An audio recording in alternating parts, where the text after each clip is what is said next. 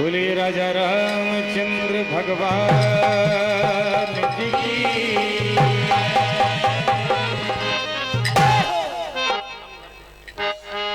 Hello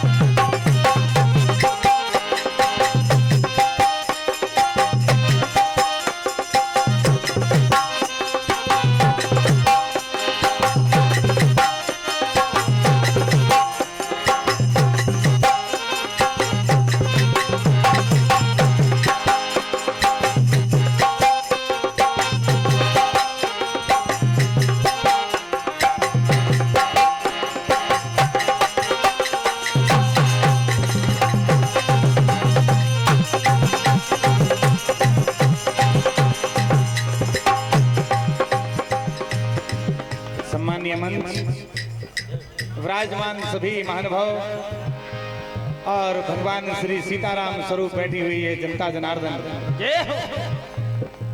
सर्वप्रथम पूरे मध्य प्रदेश में केवल एक ही मंच है जो 15 दिन पहले मंडलों को उनके विषय सौंप देता है कि भैया ये इनाम है, अपनी मेहनत करके ले जाओ। और नृत्य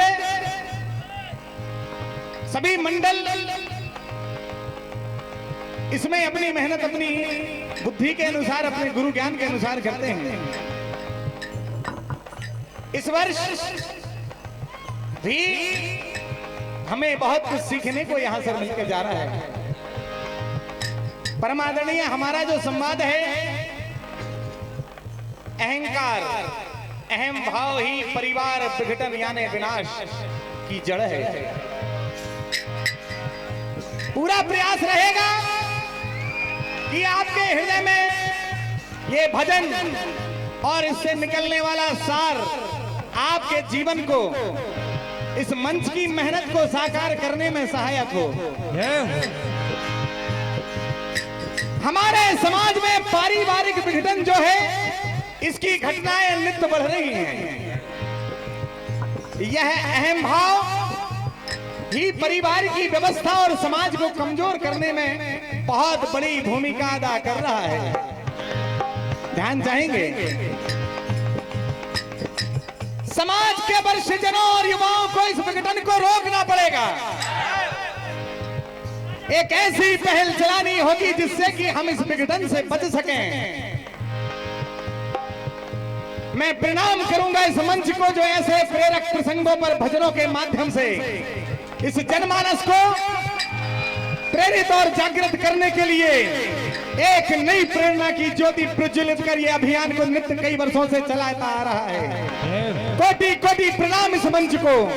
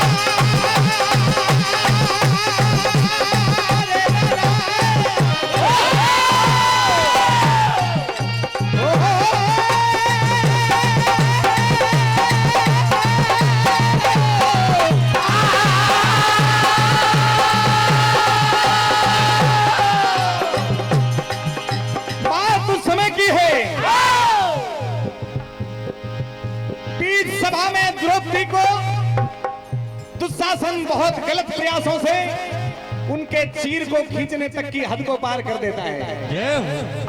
भगवान श्री कृष्ण द्रौपदी की सहायता करते हैं, उनकी लाज को बचाते हैं।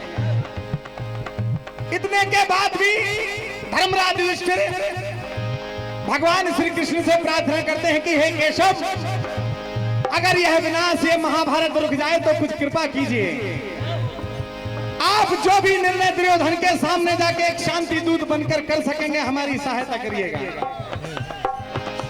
वेदों से, पुराणों से समिति ने जो आज्ञा दी है उसका पालन है।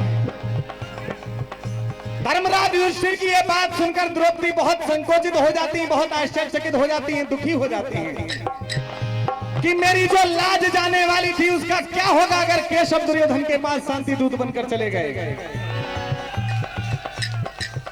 तभी देखिए रास्ते में द्रौपदी कृष्ण को रोकती है कि कन्हैया उस दिन को याद कर लेना, लेकिन भगवान श्री कृष्ण सोचते हैं कि कहीं ना कहीं ये विनाश रुक जाए, दुर्योधन के अहंकार को कुछ थोड़ा बहुत बौना कर दिया जाए तो वो हो सकता है इस सामंजस्य को बिठा पाए। चले जाते हैं शांति दूत बनकर। यही कथा आप सुनेंगे कि दुर्योधन को स्वयं ब्रह्म ने समझाया, तब भी वो माना नहीं, और अंत में 100 भाइयों सहित पूरा कौरव दल मौत के मुंह में समा गया।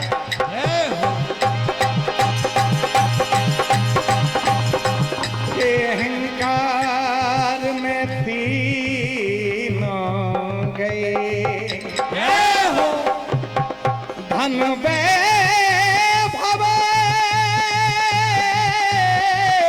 और वंश, ना मानो तो देख लो वो रावण कौरव। भजन सुनेंगे।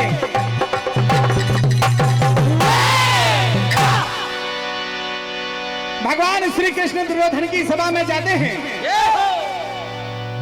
और उनके सामने शांति की बातें करते हैं कि सिर्फ 5 गांव पांडवों को आप दे दो दुर्योधन, क्योंकि सारे संसार में अहंकार से, झगड़ों से कभी किसी का भला नहीं हुआ।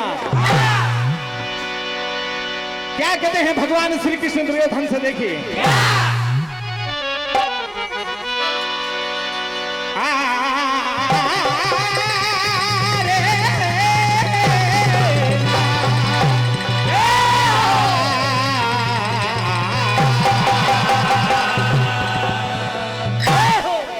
दुर्योधन कैसे अहंकार से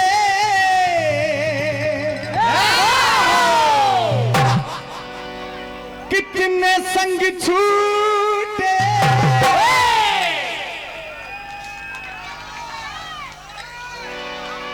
इस बुराई से कितने घर टूटे।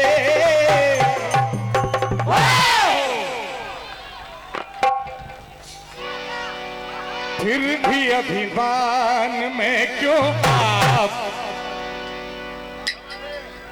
कि फिर भी अभिमान में क्यों आप किया करते हैं, फिर भी अभिमान में क्यों आप,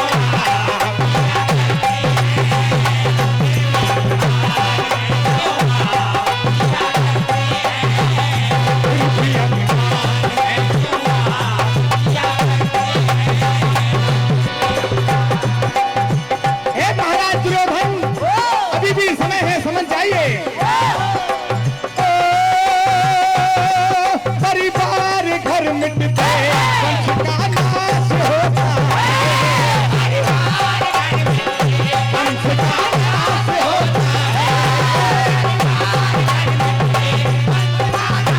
होता है। ईमान धर्म सत्य का तभी चीज होता है,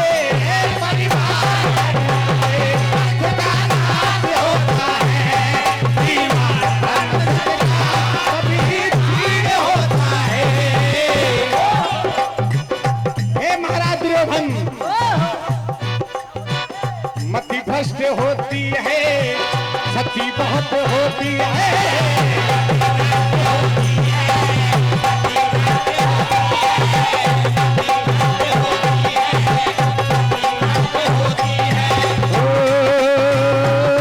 धन और धन जीवन की बड़ी हानि होती है।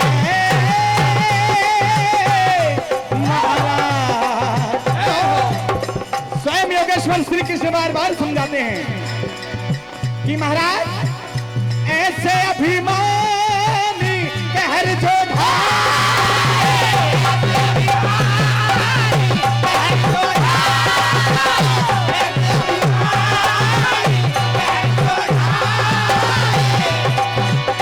इमारत टूटी नहीं बच पाए।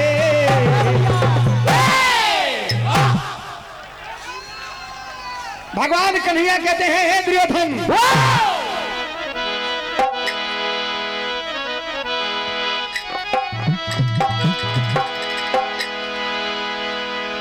के ये हम की बेड़ी तोड़ो। मैं तुमसे आज शांति की बातें करने आया हूं, संभल जाओ। ये हम की बेड़ी तोड़ो, चलो प्रेम का नाता जोड़ो, छल कपट ईर्षा छोड़ो, तुम समाज के रक्षक हो। अरे मेरे साथियों, इस सभा में जो जो बैठे हैं मेरी बात को ध्यान से सुन लें, और मैं जनता जनार्दन से इस मंच से पैर पड़ के प्रार्थना करता हूं, इन शब्दों पर ध्यान दीजिए। ये हम की बेड़ी तोड़ो, चलो प्रेम का नाता जोड़ो, छल कपट ईर्षा छोड़ो, तुम समाज के रक्षक हो। सुनो मेरे साथियों, सुनो मेरे साथियों, छोड़ो अहंकार, सुनो मेरे साथियों।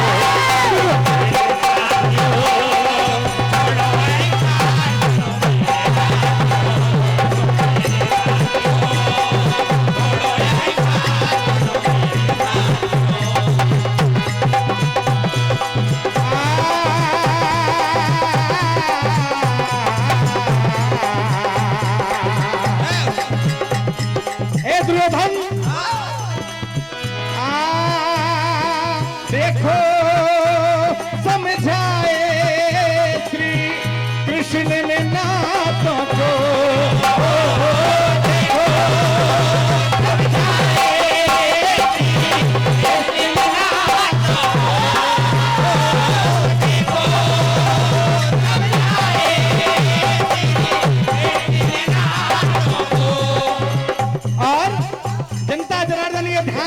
दुर्योधन ने बात नहीं मानी। अरे सुन के दुर्योधन नहीं माना बातों को,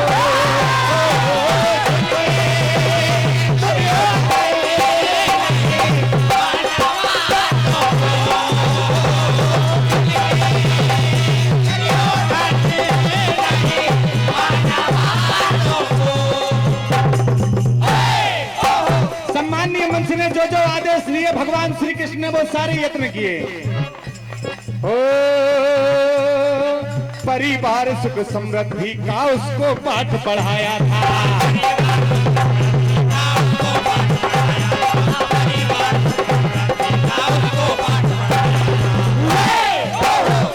और हे दुर्योधन अहंकार परिवार का विघटन बार बार समझाया था।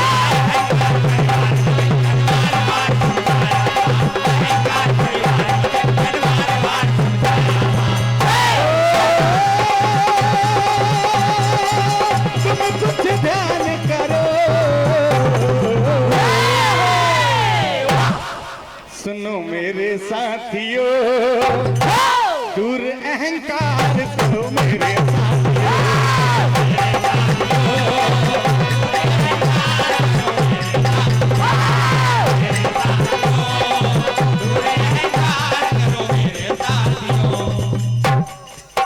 किसी भी परिवार की सुख समृद्धि धन दौलत महल अटारी बनाने में भैया नहीं है।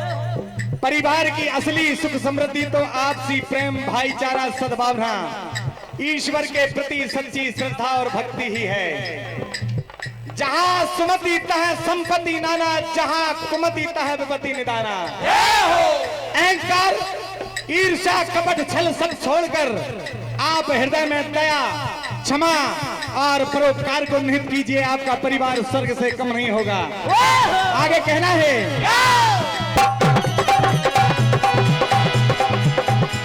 फेरो घर घर में तुम प्रेम की माला को,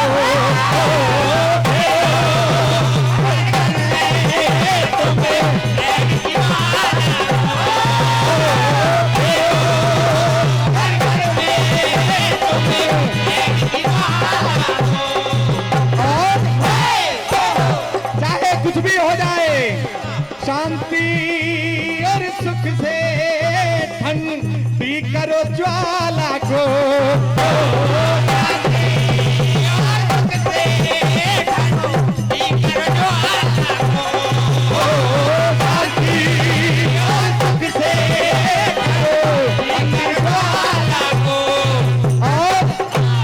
परिवार से ही समाज का नया सवेरा आएगा।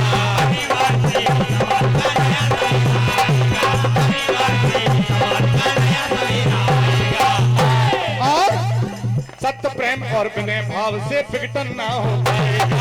सत्य प्रेम और विनय भाव से रामचरितमानस का एक दोहा, एक श्लोक, एक भी चौपाई पढ़ लीजिए, अहंकार नष्ट हो जाएगा। 2 घंटे अहंकार के बारे में सोचा, मैं खुद चीड़ हो गया। ओ बनो संस्कारी बनो,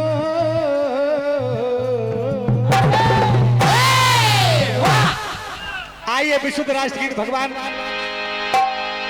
की इस कथा के पश्चात सुनते हैं।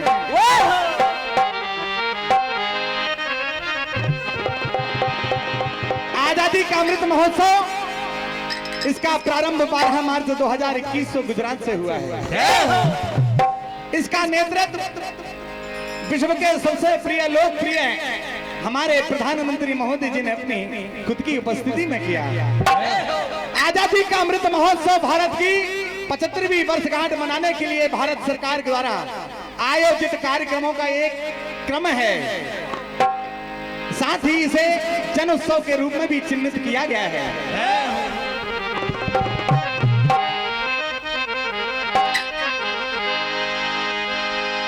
जय हो भारत देश की, जय जय जय पावन धरा, जय जय जय शुभ संस्कृति, जय शुभ अमृत उत्सवा।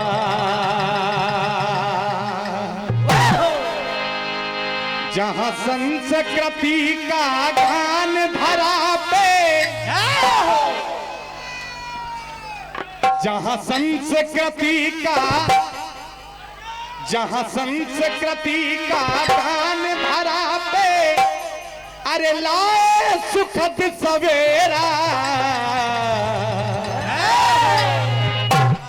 अमृत उत्सव की बेरा, अमृत उत्सव की बेरा, अमृत उत्सव की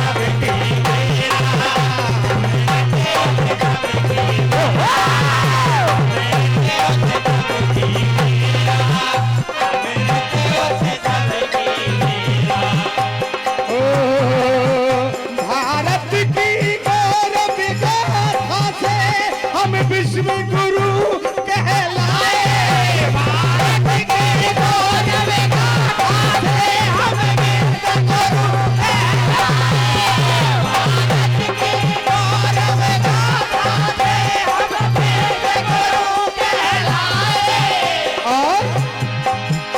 और सत्य धर्म ईमान दया के पथ पर चलता जाए।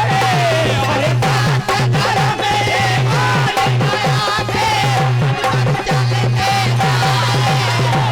सत्य धर्म ईमान दया के पथ पे चलता जाए। और एक बात का ध्यान चाहेंगे, सबका हो साथ